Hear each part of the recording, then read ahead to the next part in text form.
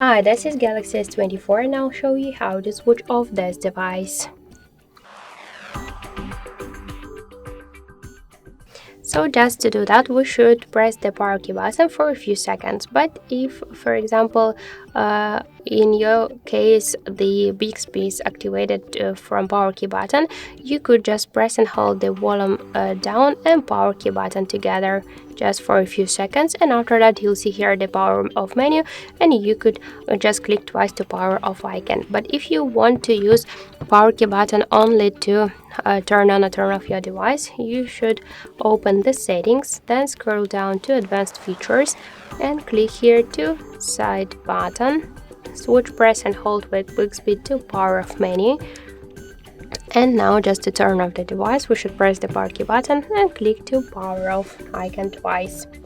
So that's it. Thank you for watching, and if you like this video, leave thumbs up and subscribe.